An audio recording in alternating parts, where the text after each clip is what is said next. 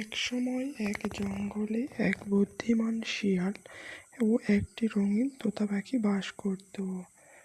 তোতা পাখিটি দেখতে ছিল খুব সুন্দর এবং বুদ্ধিমান।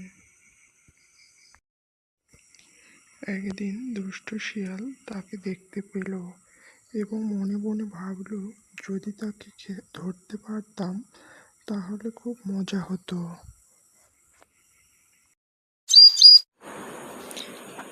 তোতা পাখি গাছের এই ডাল থেকে ওই ডালে ফল খেয়ে মনের আনন্দে গান গেয়ে বেড়াচ্ছিল।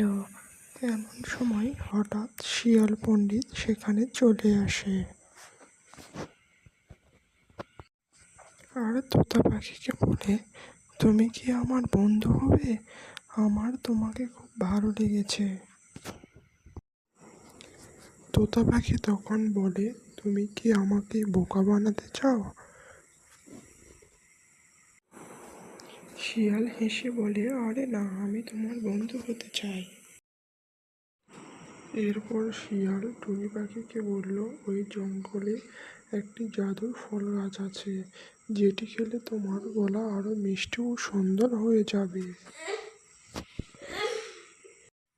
এই কথা শুনে তোতা পাখিটি গাছের ডালে গিয়ে জাদুর ফলটি খুঁজতে লাগলো এবং সে শিয়ালের চালাকি বুঝতে পারল। তারপর সে বনের সমস্ত পশু পাখিকে শিয়ালের চালাকি কর্মকাণ্ড প্রকাশ করলো।